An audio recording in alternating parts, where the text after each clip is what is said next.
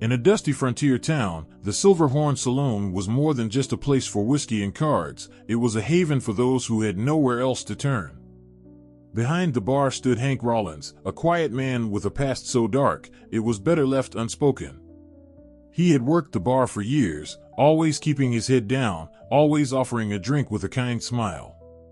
But when a gang of ruthless outlaws, led by the notorious Tommy the Razor Graves, came into town and began bullying the saloon patrons, Hank's quiet life was shattered. What they didn't know was that Hank wasn't just a bartender, he was the deadliest shot in the West, with a reputation that had been buried under years of anonymity. The outlaws would soon learn that messing with the wrong man would cost them more than they could ever imagine. What happened next would break the corrupt criminal empire they had built, sending shockwaves through the land, and leaving Hank's name whispered in hushed tones across the frontier. Before we continue with the story, tell us where you're watching from. If you like this story, hit that subscribe button for our YouTube channel and turn on notifications so you never miss our upcoming stories. Your support truly helps us share these hard-hitting stories with more people. The Silver Horn Saloon stood like a lone sentinel in the small frontier town of Dry Creek, its wooden sign creaking in the wind as it swung lazily above the door. The town itself was no stranger to trouble. Lawlessness had crept into its very bones. The kind of people who came through were often those with nowhere else to go, whether from a past they were running from or a future they couldn't face. But in the Silver Horn, there was always a drink to be had, a game of cards to be played, and a man behind the bar who had seen it all. That man was Hank Rawlins. For years, Hank had kept to himself, tending bar, pouring whiskey, and listening to the stories of the town's few remaining good men. He had his reasons for staying quiet. His past was something he didn't talk about, something best left buried. It had been a long time since Hank had drawn a gun, and he had no intention of doing so again. Not unless he had no choice. But as he wiped the glass in his hand, his calm demeanor gave no hint of the storm that was brewing just beyond the swinging doors. The first sign of trouble came with the thunderous sound of boots hitting the dusty wooden floor. A gang of outlaws, led by the infamous Tommy the Razor Graves, swaggered into the Silver Horn, their faces hard, their eyes cold. Graves, a tall man with a scarred face and a cruel sneer, had terrorized towns up and down the frontier. His gang, a ragtag collection of thieves and murderers, followed in his wake like vultures circling their prey. Hank didn't flinch as they approached the bar. He had seen men like this before, men who thought they could take whatever they wanted. He kept his eyes steady on the counter, his hands moving in practiced, calm motions as he polished the glass. "Whiskey," Graves barked, his voice rough like gravel. Hank looked up briefly, meeting Graves' cold eyes. "Got it," he replied evenly, reaching for the bottle of the finest whiskey the Silver Horn had to offer. It wasn't much, but it was what they had. Graves slid onto a bar stool, his gang following suit. They spoke in low voices, glancing around the room with the air of men who were accustomed to intimidating everyone they met. Hank poured Graves a glass and slid it across the counter toward him. Graves grabbed the glass and took a slow sip, his eyes never leaving Hank's face. "You know," he said, his voice low, "I've heard a lot about this place. People say it's a quiet little joint. But I've also heard that the bartender's a bit, well, let's just say, too quiet." Hank's expression remained impassive as he wiped down the counter. He had no intention of engaging, but Graves wasn't done. "Tell me, Hank," Graves continued, a twisted smile tugging at his lips, "you ever had trouble before? Trouble like us?" The rest of the gang laughed, the sound rough and uncaring, as if they were daring Hank to do something. But Hank didn't rise to the bait. He simply poured another drink, his hand steady. One of the other outlaws, a burly man with a thick beard, leaned across the bar.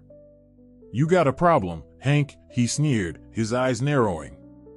"You gonna let us drink in peace, or are you gonna get all sensitive like the last guy?" The room grew tense. Hank's mind flashed briefly to the last time a man had caused trouble in the Silver Horn, a man who had learned that Hank wasn't the kind of person you messed with. But that was years ago, and he had hoped he'd never have to do it again. Graves leaned in, his voice lowering to a dangerous whisper. "You think we're playing games here? You think we're just passing through? Hank didn't answer right away. He poured another drink, then turned to face Graves and the gang, his eyes colder now. He didn't speak at first, letting the silence stretch between them. It wasn't that Hank was afraid of them. Far from it. It was just that, at this point, words were useless. He had learned long ago that in situations like this, the fewer words said, the better. Graves seemed to grow frustrated with the lack of response. He slammed his glass onto the counter, the sound sharp and echoing in the saloon. We're gonna do what we want, bartender. And you're gonna stay quiet. Got it? Hank set the bottle of whiskey down, his expression unreadable. You've had your drink. I suggest you leave now. For a moment, there was silence. Then, the room seemed to hold its breath as the gang looked at each other, sensing the tension in the air. They hadn't expected a response like that, especially from a man who had spent most of his time behind the bar, keeping his distance from trouble. But Tommy Graves wasn't the type to back down. His eyes narrowed, and with a sharp motion, he stood up. What did you say? The question was simple, but the underlying threat was clear. Graves was waiting for a reaction, and when Hank didn't offer one, the tension in the room escalated. The gang took a few steps closer, their movement slow and deliberate, but Hank still didn't move. Maybe we should teach you some respect, Graves sneered, stepping forward. At that moment, something in the air shifted, something primal and dangerous. Hank didn't have to draw a weapon. He didn't even have to think about it. The gun was in his hand in the span of a heartbeat, drawn from under the counter as though it had always been waiting for this moment. Graves froze. The rest of the gang's laughter died in an instant. All eyes were on Hank, but he wasn't looking at them. He was looking directly at Tommy the Razor Graves. Without saying another word, Hank leveled the gun at Graves' chest, his eyes cold as steel. The tension was thick, the air charged with the gravity of the moment. What happens next, Hank said, his voice steady and unwavering, is entirely up to you. Graves stared at him, his face pale now, his bravado slowly starting to fade as he realized the quiet bartender wasn't the easy target he had assumed. The whole gang froze, the cocky smiles on their faces fading as they saw Hank for what he truly was, the deadliest shot in the West. And in that moment, the Silver Horn Saloon became a battleground for something much larger than a simple confrontation. What would follow would bring Tommy Graves and his gang to their knees and unravel the criminal empire they had built on terror and fear. The silence in the Silver Horn Saloon was deafening, the kind of quiet that fills a room right before a storm hits. Hank Rawlins' gun was steady in his hand, the cold steel reflecting the dim light of the saloon. Tommy Graves stood frozen, his eyes wide as he realized the man he had just taunted was no ordinary bartender. He was a seasoned killer, and the gun in Hank's hand was as familiar to him as the whiskey bottles he polished every night. Graves shifted his weight, trying to regain his composure, but the words he had spoken moments earlier suddenly felt foolish, insignificant. His hand twitched toward his own weapon, but Hank's sharp eyes followed the movement, the gun unwavering, the barrel aimed directly at Graves' chest. The tension was thick enough to cut with a knife. The rest of the gang stood motionless, their hands hovering near their guns, but none daring to make a move. The patrons at the bar, who had been quietly watching the confrontation unfold, held their breath as they waited to see what would happen next. You think I'm gonna let you draw on me, Graves? Hank's voice was low and calm, almost too calm. There was no hint of fear or hesitation, only cold, measured certainty. You're not fast enough. Not anymore. Graves' face twisted with anger and disbelief, but he knew better than to test Hank. The reputation that Hank had carefully hidden for years had just become all too real. You think you're some kind of hero, huh? Graves spat, but his voice trembled slightly. You're just a bartender. Nothing more. Hank's lips curled into a thin smile, but it didn't reach his eyes. He didn't say anything in response. Instead, he took a slow step forward, the pressure from the barrel of his gun making Graves flinch slightly. Hank didn't need to say much. The message was clear. "Get your men out of here," Hank said quietly, his eyes locked onto Graves, his voice carrying the authority of someone who had dealt with worse than this before. The gang leader hesitated, his pride battling with the undeniable fear now creeping into his chest. This man, this bartender, wasn't what he seemed. And that made him more dangerous than anything Tommy Graves had faced before. Behind him, one of the gang members, an impulsive younger man who had clearly underestimated Hank, took a step forward, hand flying to his holstered gun. But before he could even draw, Hank's reflexes were faster.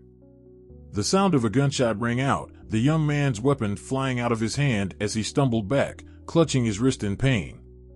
The room went deathly quiet again. The patrons watched in stunned silence, unable to comprehend the speed and precision Hank had just displayed. The young man fell to his knees, groaning in pain, but Hank didn't even acknowledge him. His attention remained solely on Graves. "Your crew," Hank said, his voice icy, "are already halfway to the grave. You can either take them and leave quietly, or you can end up in that hole with them. Your choice." Graves finally snapped. He was a man who had always controlled the situation, always been in charge. The power he had wielded so effortlessly for years was slipping through his fingers, and it terrified him. He could feel the fear creeping up his spine, threatening to undo all the bravado that had made him infamous. "You think you can take me down that easily?" Graves growled, his hand finally resting on the handle of his gun. "You think a shot to the wrist is enough to make me back down?" Without warning, Graves drew his gun, but Hank was faster. He had always been faster. Graves' shot fired, but Hank's bullet reached him first. The gang leader's gun flew from his hand as he stumbled back, the force of the bullet knocking him off balance. He hit the ground hard, the pain in his chest spreading like wildfire. His breath came in short, ragged gasps as he looked up at Hank, unable to process what had just happened. "You're not the first man to challenge me," Hank said, his tone cold and unfeeling. "And you won't be the last. But you'll be the last one to walk out of here alive." Graves' eyes fluttered as his strength left him. The saloon was silent, save for the faint sound of his labored breathing. Hank watched him carefully, waiting for the man to realize his fate. "You're finished," Hank repeated, his voice as final as the barrel of the gun aimed at Graves' chest. The words rang out, cutting through the stillness of the room. Graves stared up at Hank for a moment longer before he finally gave up, his body going slack as the life drained from him.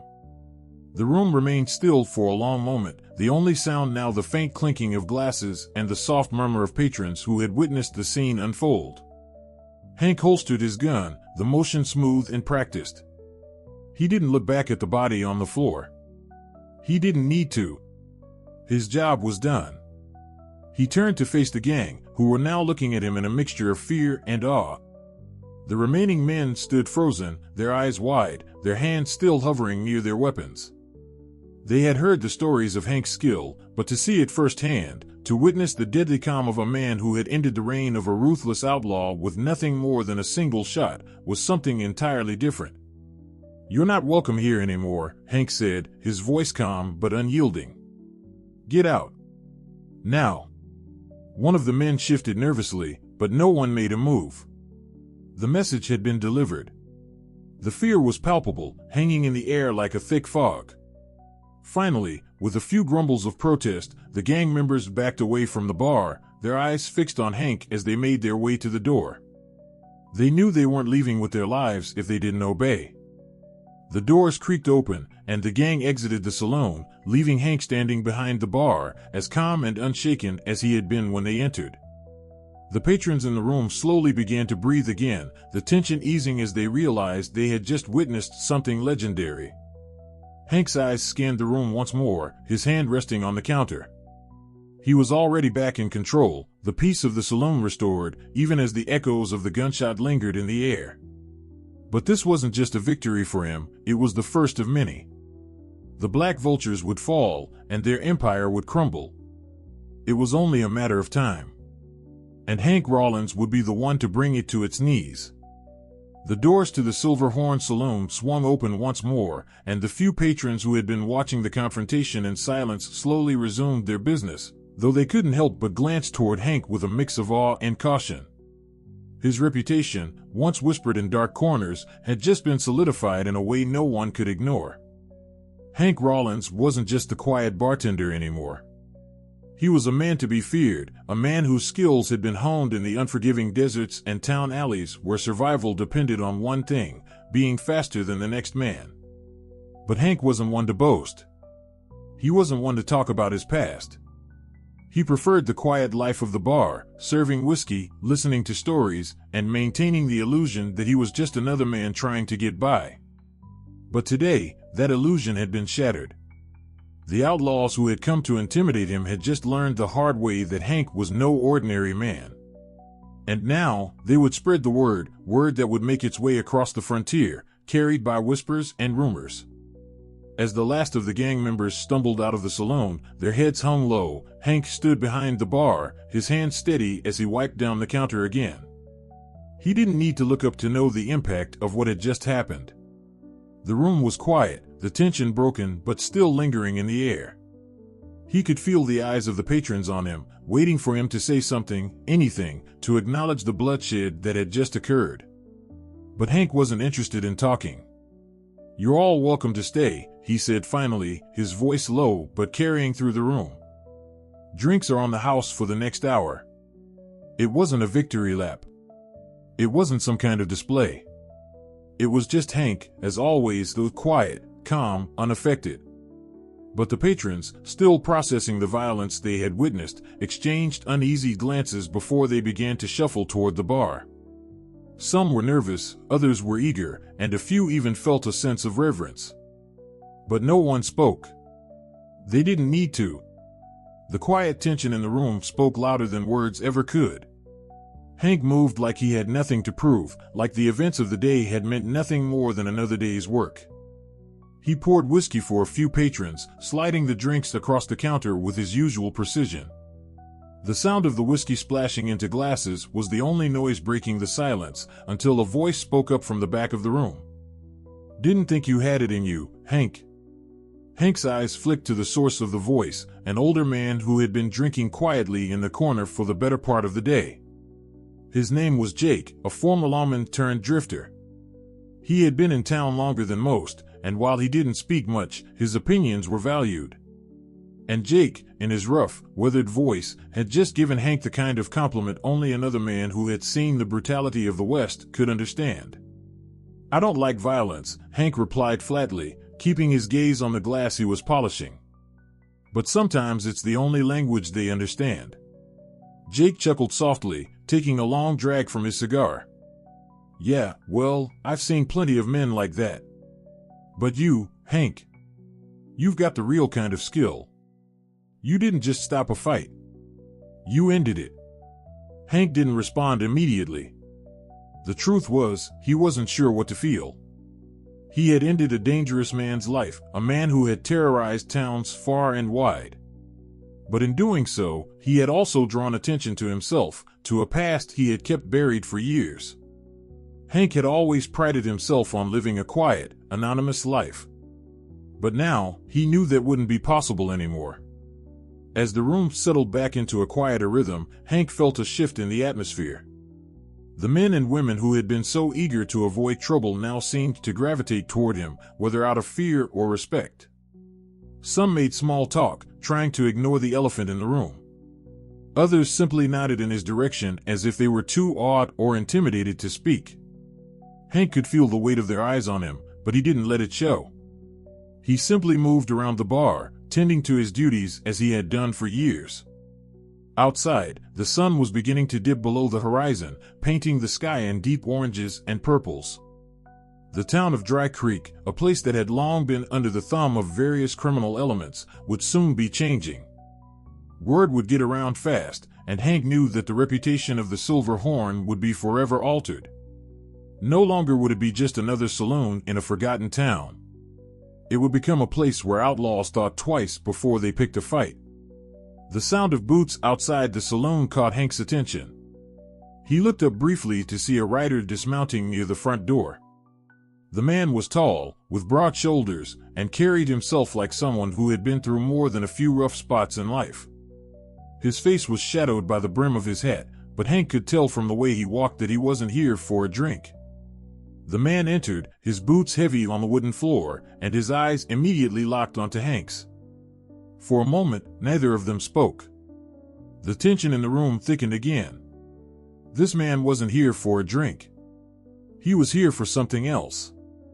"You Hank Rawlins?" the man asked, his voice gravelly and low. Hank gave a single nod, his gaze unwavering. "That's me." The man's lips twitched slightly, like he was sizing Hank up. Then, without a word, he crossed the room and took a seat at the bar, a slight smile on his lips. "You've made quite the name for yourself, Hank," he said. "But there's still a lot of business to be settled." The words hung in the air like a promise or a threat. Hank didn't flinch, but he could feel his senses sharpening. He had lived long enough to know that this man wasn't a messenger of good news. And whatever business needed settling, it wasn't going to be easy. Hank reached for the bottle of whiskey, pouring 2 glasses. He slid one toward the stranger without saying a word. "I'm not looking for trouble," Hank said finally. "But if you're looking to start something, I'd suggest you think it through first." The man chuckled darkly, picking up the glass and taking a slow sip. "Oh, I've thought it through. But you might want to hear what I have to say before you make any decisions." The air in the Silver Horn was still heavy with tension. The stranger's presence had already begun to shake the quiet stability Hank had fought so hard to maintain. What was once a place of refuge had become a battleground. And Hank knew that this was just the beginning. Because the empire that Tommy Graves had built? It wasn't dead yet. And the man sitting at the bar had a hand in something far bigger than anyone in Dry Creek had realized. The silence hung in the air like a thick fog, the low hum of murmurs from the few remaining patrons in the Silver Horn Saloon barely rising above the tension that enveloped the room. The stranger at the bar was a figure that commanded attention, a man who carried an aura of menace with every calculated movement, and who now seemed to be sizing Hank up, taking in every inch of him as if he were a piece of livestock to be bought or sold. Hank didn't blink, his hand resting on the edge of the bar. He didn't trust this man, not one bit. Something about the way he sat, the way he spoke, told Hank this wasn't just an ordinary drifter. This was someone who had a purpose in mind. And Hank wasn't about to let whatever that purpose was to unfold without his involvement. The man set down his glass, his eyes finally leaving the rim and locking onto Hank's with an intensity that felt like a threat in itself. "You don't understand," the man said, his voice lowering. "There's a lot more at play here than some bar fight with Graves' crew." Hank's fingers tightened on the edge of the counter, but he didn't move otherwise. His eyes narrowed, but his face remained a calm, unreadable mask. "I understand more than you think," Hank said quietly, his voice steady. "I know a thing or two about outlaws and empire building." The man let out a slow, humorless chuckle. "You might think so, but you don't know the whole picture. Tommy Graves wasn't the only one pulling strings around here. There's a much bigger game at play, one that stretches farther than you could have imagined. And you're in it now, whether you like it or not." Hank's pulse quickened, but he kept his breath even. This wasn't just about Graves anymore. This was about something larger. Something that was far from over. The pieces of a puzzle that Hank had been trying to piece together for years were finally starting to click. "You know," the man continued, leaning closer, his voice dropping lower, "you might have killed Graves, but that doesn't mean you've taken down his empire. He had connections, people who work for him. And those people work for someone even bigger. Someone who's going to come looking for you now." A chill ran down Hank's spine, but his face remained still, his features frozen in concentration. He knew exactly who this man was now. The pieces had fallen into place, the way he spoke, the way he carried himself. This man was no mere follower of Graves. This man was a representative of someone far more dangerous. "Who are you?" Hank finally asked, his voice still calm, though it carried an edge of steel now. The man smirked, the corners of his lips curling upward. "My name's Clay Mercer. And I'm the one who holds the strings that Graves was tugging at. He was just one piece of the puzzle. But now you're in the game, Hank. Whether you like it or not, you've drawn blood. And it's time to settle up. The room seemed to freeze. The patrons in the bar had fallen silent, their eyes flicking back and forth between Hank and Mercer. No one dared move, but the air in the saloon had thickened with tension. Hank's mind raced, calculating. He had learned long ago never to underestimate anyone. And if Mercer was as dangerous as he seemed, Hank would need more than just speed and accuracy to deal with him. The saloon door creaked open again, and a few more patrons walked in, clearly unaware of the standoff that had been unfolding. The noise of their footsteps echoed in Hank's ears, but he didn't take his eyes off Mercer. "You came here to threaten me," Hank said, his voice low, steady, as though nothing had changed. "But the truth is, you don't know who you're dealing with." Mercer's eyes narrowed, his smile tightening. "I know exactly who I'm dealing with. A man who thinks he can take on the world with a few quick shots. But you don't get to make the rules in this game. I do." Hank leaned in, his face inching closer to Mercer's. "I don't care about your game. What I care about is making sure the people in this town are safe. That's something you and your kind don't get to touch." The room fell deathly silent again. Hank's voice had taken on an edge, one that only a man who had lived a life like his could carry. A life full of violence, but also one full of unyielding conviction. Mercer, however, didn't back down. He stood slowly, his eyes never leaving Hank's. He motioned to the men behind him, Graves' gang, the ones who had come in earlier, now gathered at the back of the room, watching the exchange with curious expressions. "You think you're some kind of hero?" Mercer asked, his voice mocking. "You're just another piece in the chain, Hank. Another man too arrogant to know when he's out of his depth. You've made enemies you don't even know. And now you're going to pay for it." Hank's hand slid slowly to his hip, where his gun sat, hidden beneath the counter. He didn't want to draw. He didn't want to escalate things further. But if Mercer was going to force a fight, Hank wasn't going to hesitate. Before he could make a move, the door to the Silver Horn burst open again. This time, it wasn't the usual shuffle of patrons coming and going, it was the loud, aggressive stomp of boots. A group of men walked in, each one wearing the unmistakable insignia of a local gang, new faces, rough and ready for trouble. They clearly heard the commotion, and now they were here, eager to claim their piece of the action. Hank's mind raced. His eyes flicked from Mercer to the new arrivals, calculating the situation. He was outnumbered. He was one man against a dozen. And yet, there was something about the moment that clicked into place. He wasn't just a bartender. Not anymore. He wasn't some man hiding in the shadows, waiting for a quiet life. He was Hank Rawlins, and he had a reputation. The group of men from Mercer's gang saw the new arrivals, their eyes darting from the new threat to Hank, and they started shifting uneasily. The saloon had become a powder keg, ready to explode. One of the new men, a large, bearded figure, stepped forward and cracked his knuckles. "This your show, Mercer?" he growled. "Or are we gonna let this fool run his mouth any longer?" Mercer looked from Hank to the bearded man and back again. His eyes narrowed, his expression hardening as the tension in the room increased. The question wasn't just about who was going to blink first. It was about who would survive the coming storm. And Hank knew that this wasn't just about saving the town. It was about dismantling the criminal empire that had been taking what it wanted for too long. It was time for the Silver Horn to stand firm. "Let's finish this," Hank muttered under his breath. The storm was about to break. The tension in the Silver Horn Saloon had reached a boiling point, the air thick with anticipation as the bearded man from the new group of gang members took another step forward. His boots thudded on the creaky floorboards, and his fingers flexed in anticipation. The room seemed to hold its breath, all eyes locked on Hank, who remained cool, collected, and ready to face whatever was coming. Mercer's men shifted nervously, glancing between Hank and the newcomers. This was more than just a barroom squabble now, it was becoming a battle for dominance. In this moment, Hank knew one thing for sure, he had to end this before it spiraled out of control. "Back off, Mercer," the bearded man said, his voice low but thick with threat.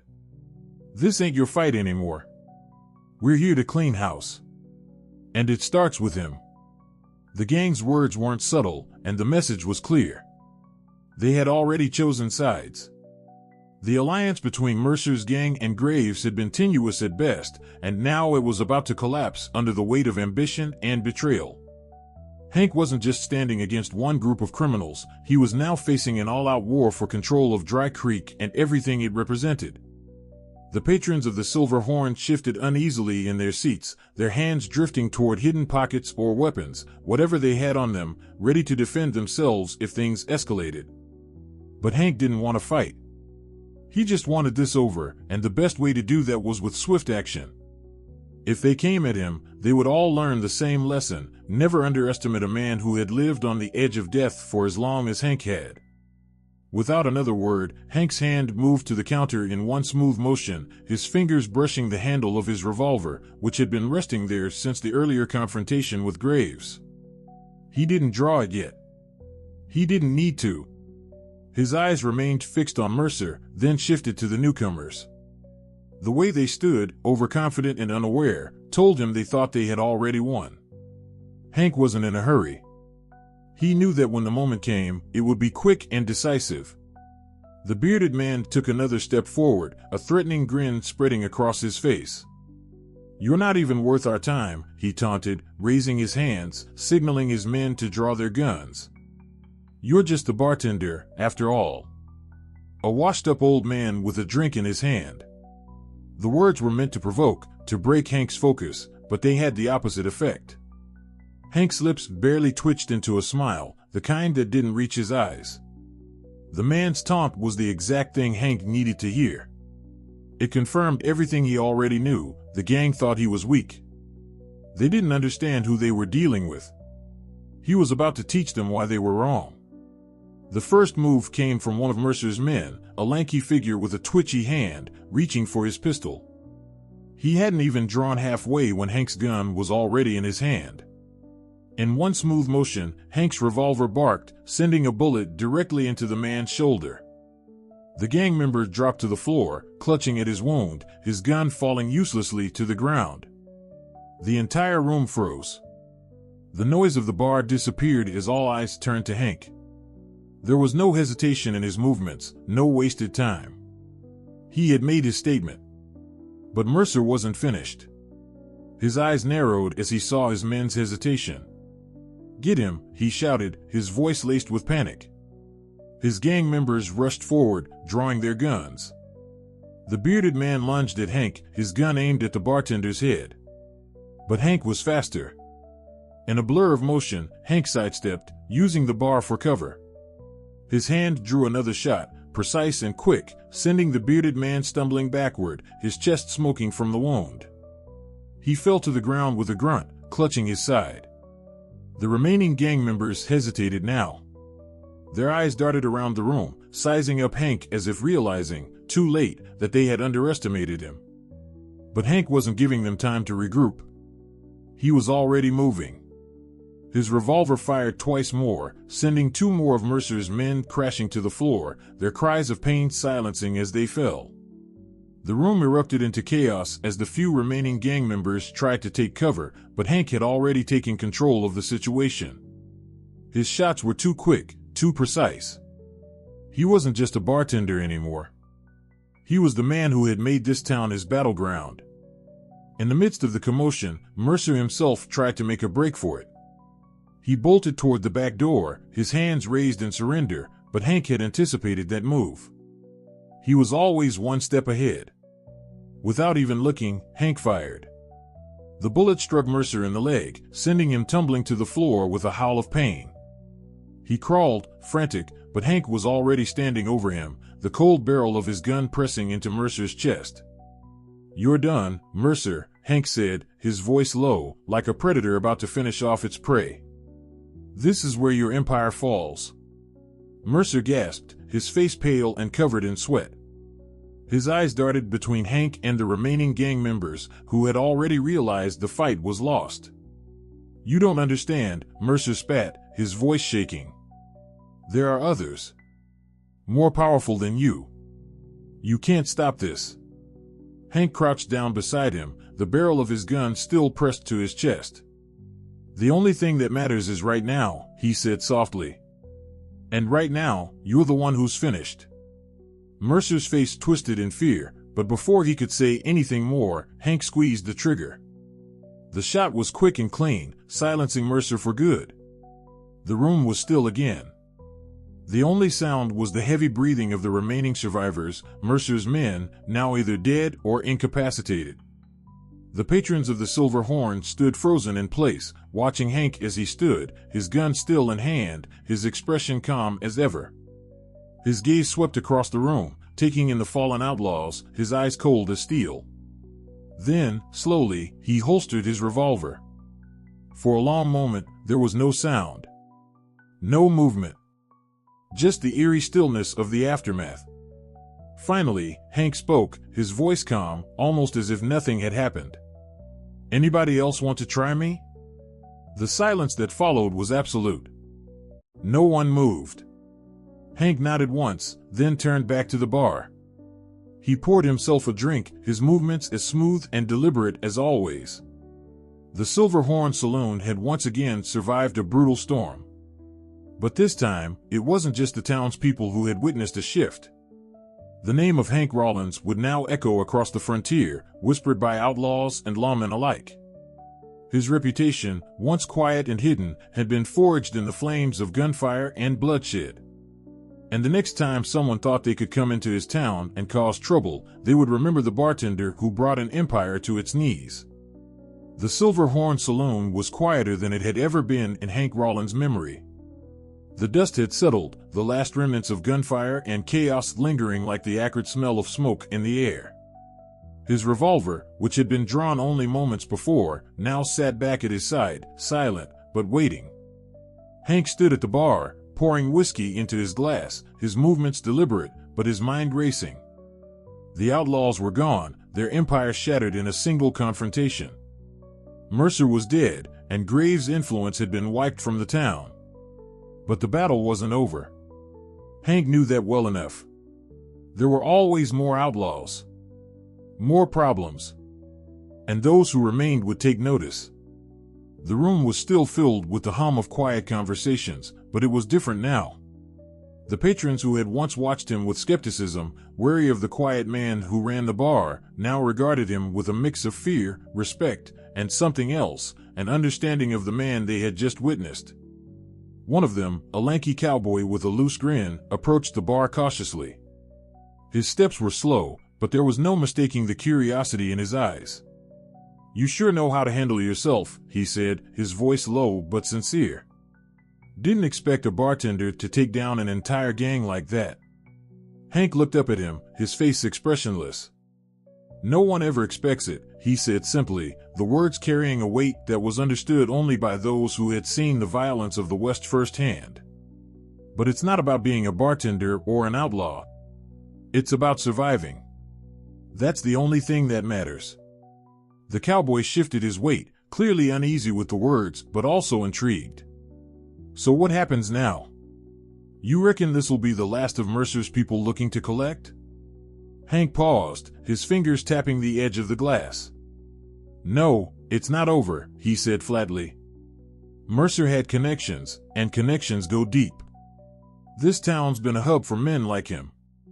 The problem might be gone for now, but it's not finished." The cowboy took a deep drink from his glass, his eyes narrowing. "So, what's your plan? You're gonna take on the whole damn West by yourself?" Hank's lips quirked into a small, faint smile. "One day at a time," he replied, his voice steady. "There's always work to be done." As the cowboy walked away, Hank leaned back against the bar, his eyes scanning the room once more. He wasn't fool enough to believe that the worst was behind him. There were more battles to fight, and while Dry Creek might be quiet for now, the undercurrents of danger still ran deep. The saloon doors swung open once again, breaking Hank from his thoughts. A tall man stepped through, his long coat brushing the floor as he walked in. His face was sharp, angular, cold, and his eyes, hidden beneath the brim of his hat, betrayed nothing. He paused at the threshold, his gaze sweeping the room.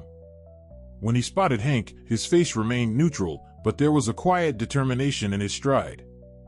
He walked up to the bar, sitting down in the empty seat across from Hank. "I heard about what happened here," he said, his voice low and deliberate, carrying a weight that suggested he wasn't just another drifter passing through. Hank didn't react immediately. He poured another glass of whiskey, sliding it across the counter without a word. The man picked up the glass, raising it as if in silent acknowledgement. He didn't take a drink, though. Instead, he studied Hank, trying to read him, trying to gauge whether this man was someone who could be trusted or someone who should be feared. "I'm looking for a man," the stranger said after a moment, his voice steady. "A man who's been hiding from the law, and someone I think you might know." Hank set the bottle down, finally meeting the stranger's gaze. "I know a lot of men." "What's his name?" The stranger's lips curled into a tight smile, but it was a smile that didn't reach his eyes. "You know him. He goes by the Ghost. He's been involved in a lot of bad business. He might be looking for refuge here, after everything that's gone down. I think you might be able to help me find him."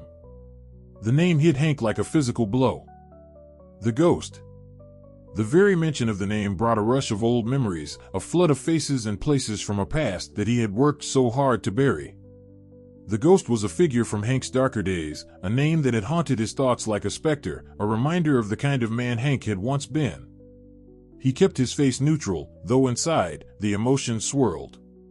He couldn't afford to show any weakness, any hesitation. If this man was connected to the Ghost, then Hank's past was about to collide with his present. "You're looking for him in the wrong place," Hank replied coldly, his eyes steady. "And if he's here, you won't find him through me." The stranger leaned forward, narrowing his eyes. "I think you know more than you're letting on.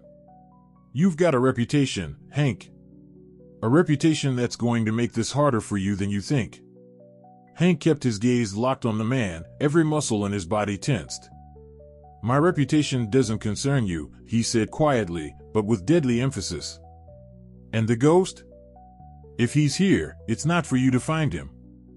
For a long moment, the two men faced each other in silence, the tension thick between them.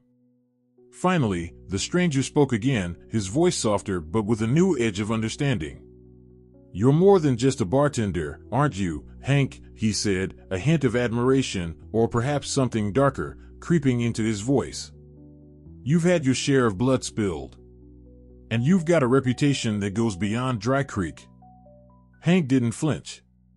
"Reputations are dangerous things," he said, his voice a low growl. "They can get you killed." The stranger leaned back, his fingers playing with the edge of his hat. "I think you're right," he said. "But if you don't help me, I'm afraid you'll have a lot more blood on your hands before this is over." Hank's mind raced. The Ghost. The man he had hoped never to cross paths with again. The stranger before him wasn't just another outlaw.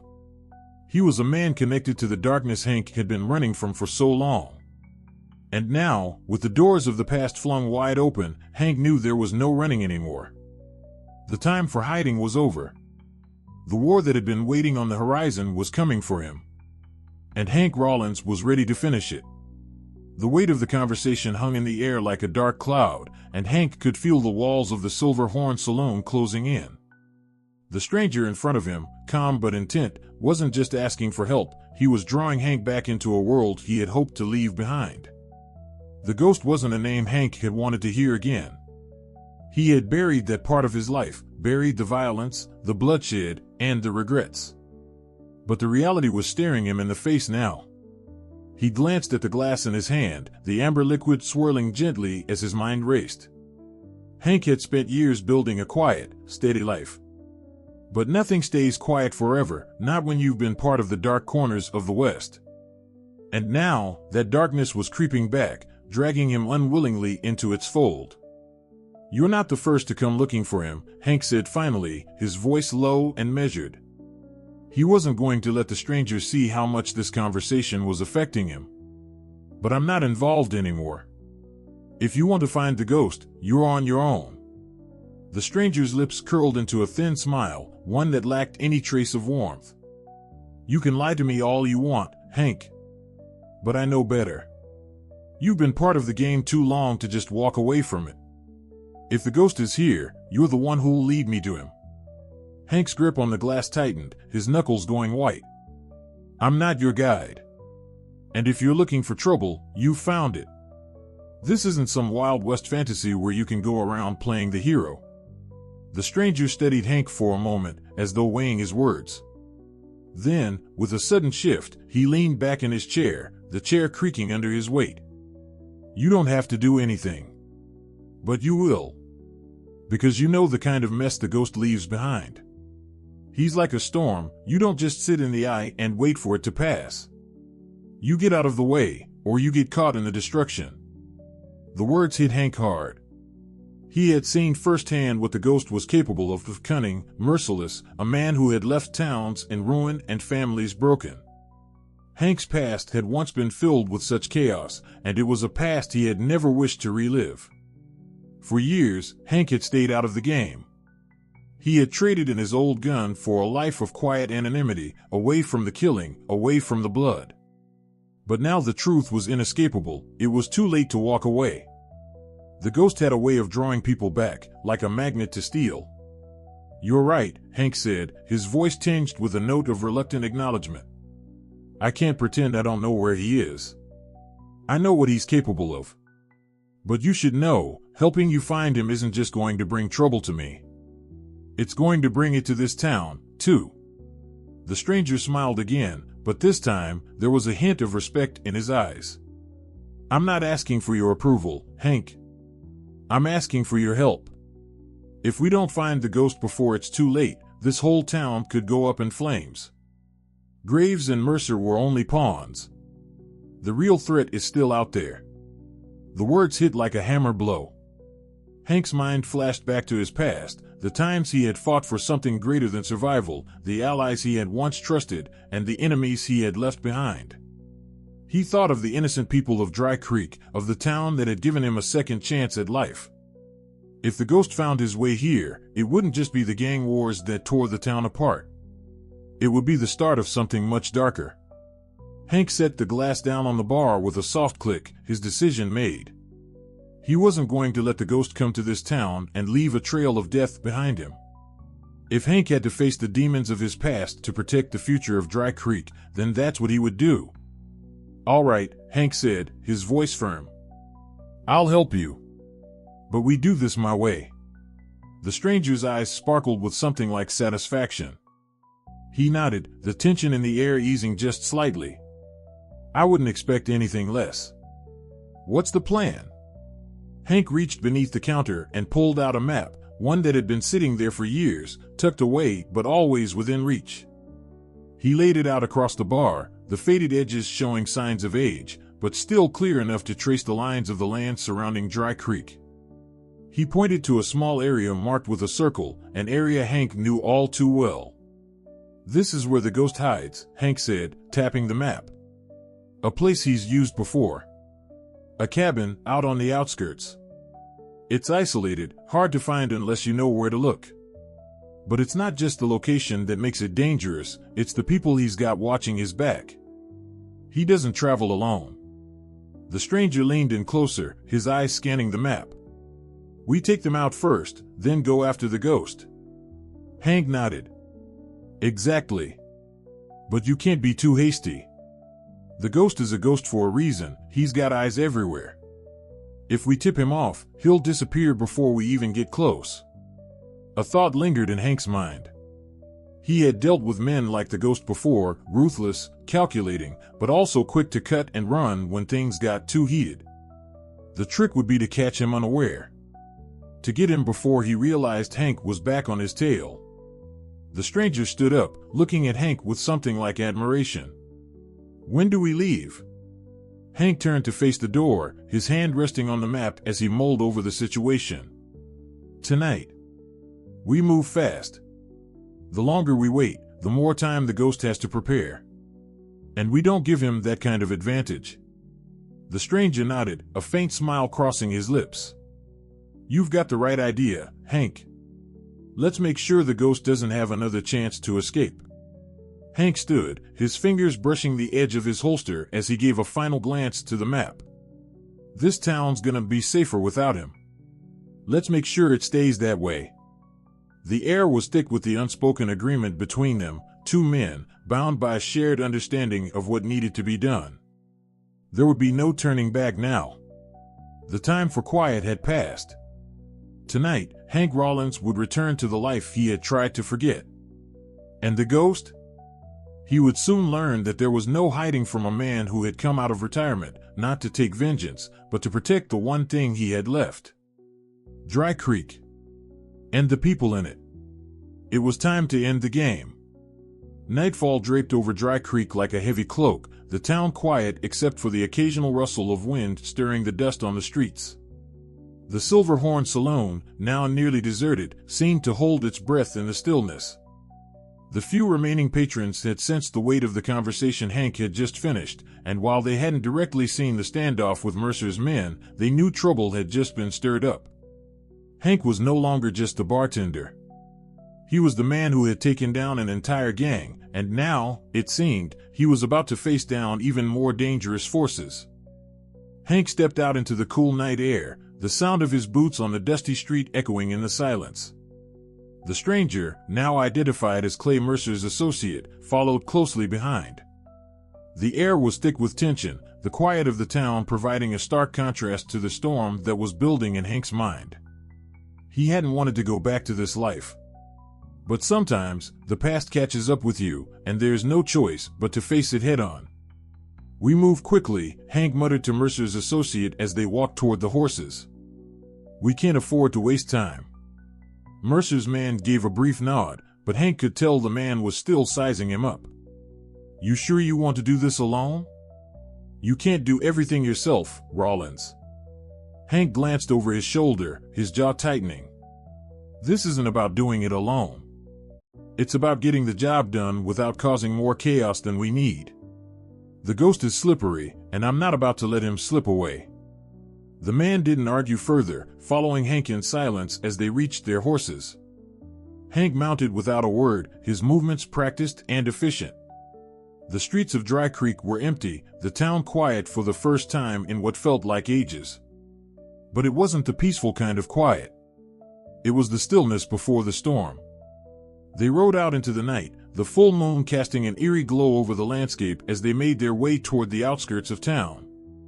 Hank's mind worked like clockwork, each step of the plan playing out in his head. He had learned long ago to expect the unexpected, but this time felt different. This time, the ghost wasn't just another outlaw. He was something more, something that Hank had once been, and never wished to be again. They rode for miles, the horses' hooves clopping steadily against the ground as they passed through the darkened wilderness. It wasn't long before Hank saw the flickering lights of the cabin in the distance.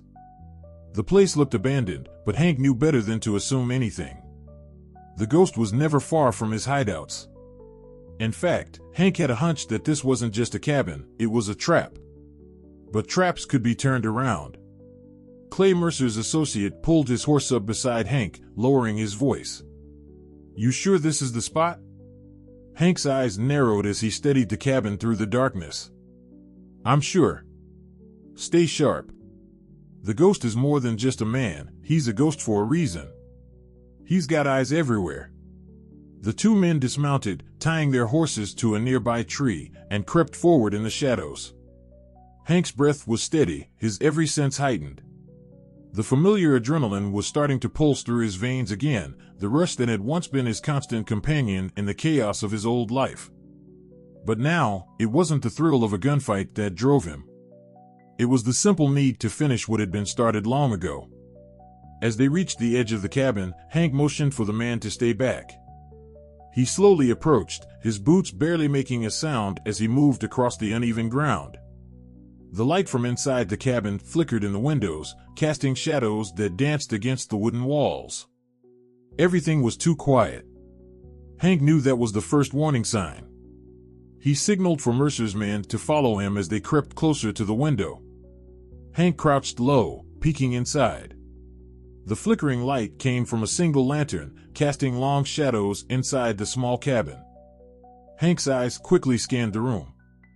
There was no sign of movement, no sound other than the soft crackle of the lantern. But then, Hank noticed it. There, in the corner of the room, was a figure, just barely visible in the shadows. A man sitting perfectly still, his back to the window. It was too quiet, too still. It wasn't the ghost himself, but someone who clearly wasn't here to make friends. The ghost had set a trap. Hank's mind raced, calculating the best way to handle the situation. He had one shot at this, and if he didn't act fast, they would be walking straight into an ambush. He turned to Mercer's man, his voice barely a whisper. "We need to move fast. There's more inside." The man nodded, pulling his own revolver from his holster. They made their move, stepping carefully around the side of the cabin, their footsteps muffled by the dry earth. The cabin was small, only one door leading in, and it was locked. But Hank had seen enough of these setups to know that a locked door wasn't an obstacle. He kicked the door open with a force that shattered the wood, the door flying inward with a loud crack. Instantly, Hank was inside, his revolver drawn, his eyes sweeping the room for any sign of the ghost. The man in the corner stood up too quickly, his hand reaching for a rifle in the corner, but Hank's shot rang out before the man had a chance to react. He dropped, his rifle falling uselessly to the floor. The room was silent again. The only sound now was the faint rustling of the wind outside. Hank moved swiftly, checking the room for any other threats. But it was clear, the ghost wasn't here. Not yet, anyway. It was a trap designed to lure him out, to see how far he would go. "What the hell's going on?" Mercer's man muttered under his breath, his gun still raised as he scanned the room. Hank didn't answer immediately. He was already moving toward the back door, checking the outside of the cabin for any signs of a larger ambush. His gut told him the ghost was nearby. It was only a matter of time before he made his move. Then, Hank heard it, a slight sound, barely perceptible, but enough to make his heart race. A rustling in the bushes, a shadow darting across the far side of the cabin. The ghost was out there. And Hank was about to face him once more. "We're not alone," Hank said, his voice low and steady. "Get ready." He didn't need to say more. The hunt was on, and the ghost had just made the mistake of thinking Hank Rawlins was still the man he had been. Hank wasn't running anymore. And this time, the ghost wouldn't escape. The night air was thick with anticipation as Hank Rawlins stepped out from the cabin, his gun drawn and ready. His senses were alive, every nerve humming with the tension of the moment. He could feel it, the slow, creeping awareness that the ghost was nearby. The man had always been a shadow, a phantom in the night, but tonight, Hank was prepared to end the chase once and for all. Mercer's man followed close behind, his eyes scanning the darkened surroundings, his own gun at the ready. Hank didn't need to tell him to stay alert, the look in his eyes said it all. They were both hunters now, and the prey they were after wasn't just any outlaw. The ghost was more than just a man, they had seen enough evidence of that over the years. He was a figure that haunted towns and left nothing but ruin in his wake. He wasn't just dangerous, he was calculating, always one step ahead. A rustling sound came from the brush to Hank's right, barely audible over the sound of the wind. His instincts kicked in, and without hesitation, he moved. His boots barely made a sound on the dry earth as he darted to the side, his eyes locked on the movement in the shadows. The ghost wasn't far. "Stay low," Hank whispered to Mercer's man. "If he's here, we don't want him knowing we've got him cornered." The man nodded, his breathing shallow but steady as he followed Hank's movements. They circled the cabin slowly, methodically, until Hank could see a faint figure moving across the tree line. There was no doubt now, it was the ghost. The man's posture was different, his walk almost too fluid, as if he knew the land and had planned his escape route before Hank even thought to follow. Hank's eyes narrowed as he tracked the ghost's movements, waiting for the right moment. They needed to close the gap without alarming him. The trees ahead were dense, the perfect cover. Hank turned to Mercer's man, signaling for him to take the left side of the trees, while Hank would circle around from the right. They would trap him between them. The ghost was faster than Hank had expected. Before Hank could make his move, a soft voice broke the silence, one that sent a chill down his spine. "You really think you can trap me, Hank?" Hank froze. His heart skipped a beat, but his hand never wavered from the revolver at his side. Slowly, he turned toward the voice, his eyes scanning the shadows. The figure stepped out from behind a tree, and there he was, the ghost. His face was half lit by the moonlight, sharp and angular, with the same cold, calculating eyes Hank remembered so well. His clothes were worn, but he carried himself with the same deadly confidence Hank had seen in him years ago. Nothing about him had changed. The ghost's lips curled into a smile, one that held no warmth, only arrogance. "I've been waiting for you, Hank. I knew you couldn't stay away." Hank's grip on his gun tightened. "You've been running from me for years, Ghost. Thought you could hide forever?" The ghost's smile widened, and for a split second, Hank could see the glint of madness in his eyes. "Hide? No, Hank. I don't hide. I wait. And when the time is right, I strike."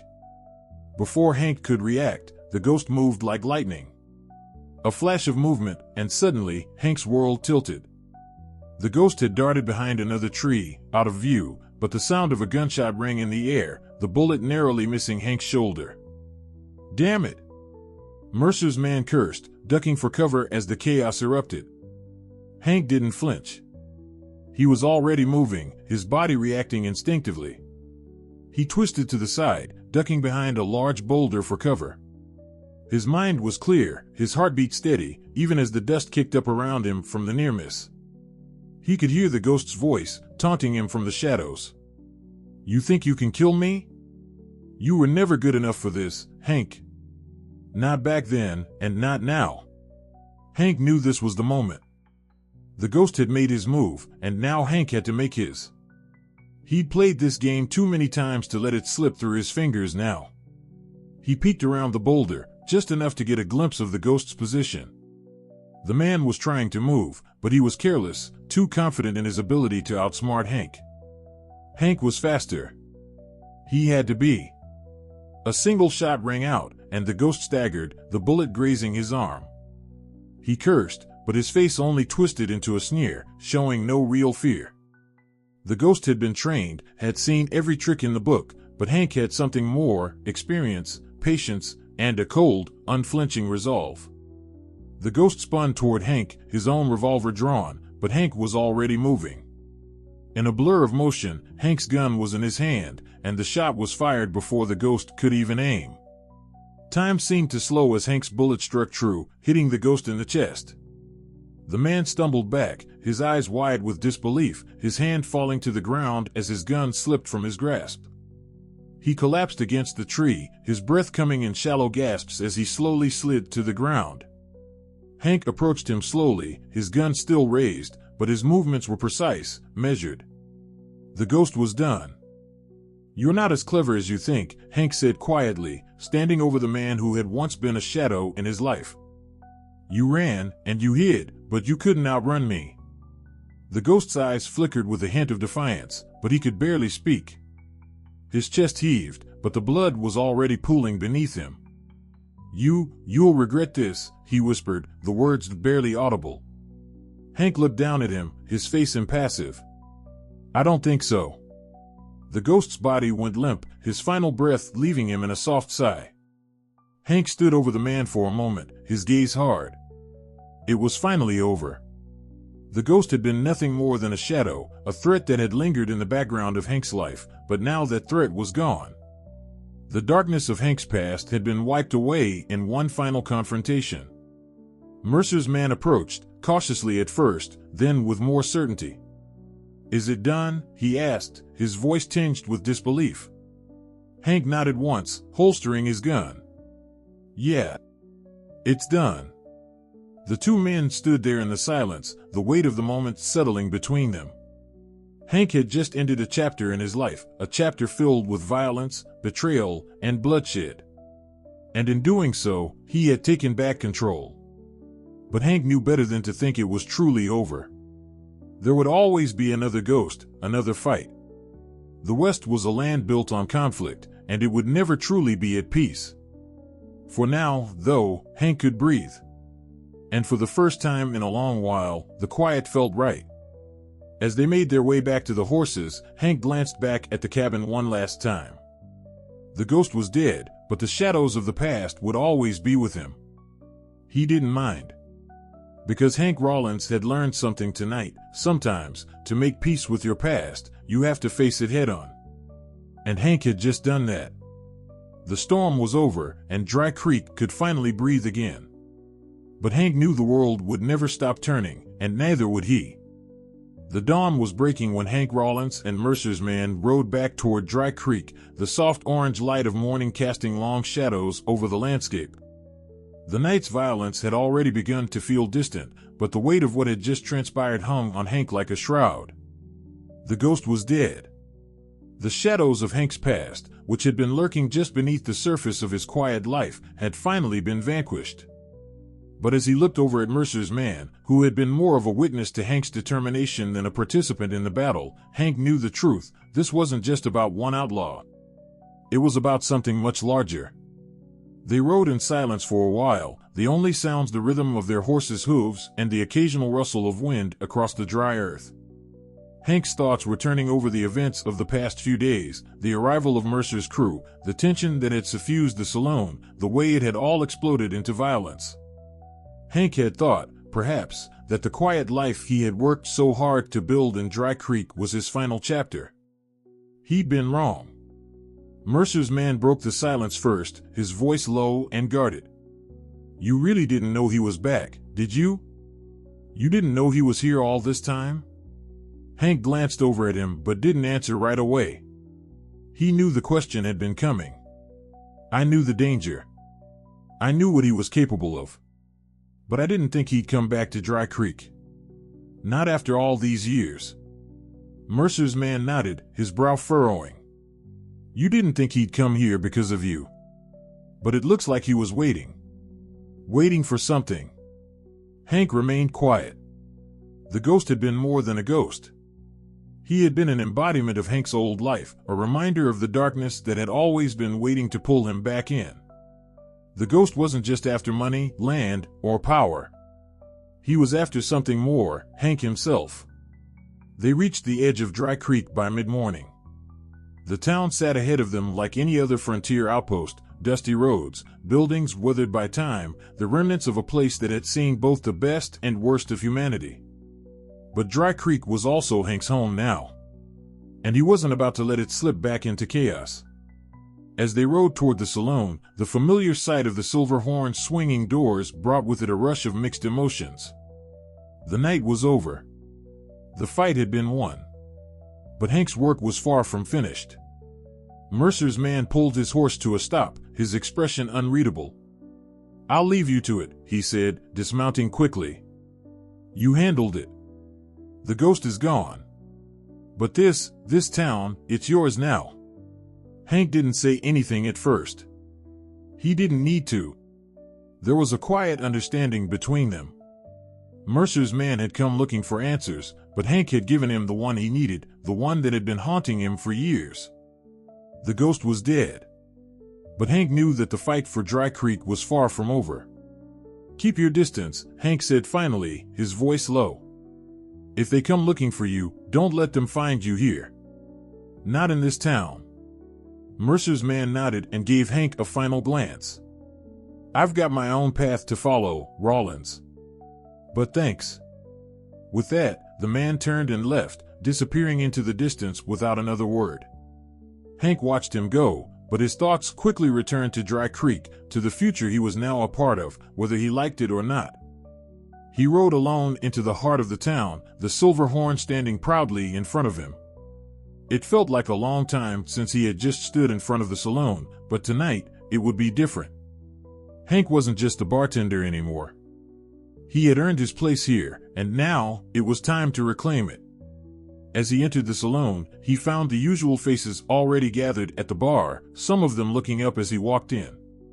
They were a quiet lot, most of them farmers, drifters, and merchants who had come to Dry Creek looking for peace or fortune. But after the chaos of the past few days, they were watching Hank with different eyes now. The way they looked at him had shifted. The man who had once been a shadow in the background was now the center of the storm. Hank walked up to the bar, his hand resting on the polished wood as he nodded toward the patrons. He wasn't in the mood for small talk, but he knew his presence had already spoken volumes. "I'll take a whiskey," Hank said simply, his voice calm. Jasper, who had been behind the bar since Hank's arrival in Dry Creek, looked up from the bottle he was polishing. For a moment, he said nothing. Then, he gave Hank a slight nod and poured the drink, sliding it across the counter without saying a word. "Pretty big night," Jasper finally spoke, his voice low. "The whole town's been talking about you." Hank nodded once, but his gaze didn't waver. "Let them talk. Talking's all they're good for." Jasper chuckled softly but didn't press further. The silence that fell between them was thick, but it was comfortable in its own way. Hank knew that people were still processing the violence of the night before. But Dry Creek had survived. It had always survived. It wasn't long before the silence broke again, this time by the sounds of footsteps. The door to the saloon creaked open, and a figure stepped inside, casting a long shadow across the floor. It was a man Hank hadn't seen in years. "You still here, Hank?" the man asked, his voice gruff, but with a certain familiarity. Hank turned, recognizing the face immediately. Bill Harper, an old acquaintance from his past, a former lawman who had been around long before Hank had ever picked up a drink behind the bar. Harper had always been a man of few words, but in this town, he carried weight. "I'm still here," Hank replied, his voice steady. "What brings you back?" Harper didn't answer right away. Instead, he stepped closer to the bar, his eyes scanning the room. "Thought I'd check in. Word gets around, you know. The town's safer now, but only because you made it that way. I figure you might need someone to watch your back." Hank didn't smile. But there was something in his eyes that showed the depth of his appreciation. "Appreciate it, Bill. But I've got things handled." For a moment, the two men shared a look that said more than words ever could. Bill Harper had seen Hank in his darkest moments, and Hank had seen the same in Harper. They didn't need to say more. Hank wasn't alone anymore. And he had no intention of letting Dry Creek fall into the hands of another ghost. As Hank took a sip from his glass, the saloon grew quieter again, the hum of the evening settling in. There would be more battles ahead. But for now, Hank Rawlins stood in the heart of Dry Creek, a man with a past he couldn't outrun, but one who was finally in control of his own future. And as he looked out at the people of the town, his town, he knew one thing for sure: this time, they were going to be all right. If you enjoyed this story, please leave your comment below and don't forget to like, share, and subscribe to our YouTube channel where your support means the world to us. We look forward to bringing you more content that inspires growth, joy, and purpose. Thank you for watching, and we'll see you in the next video.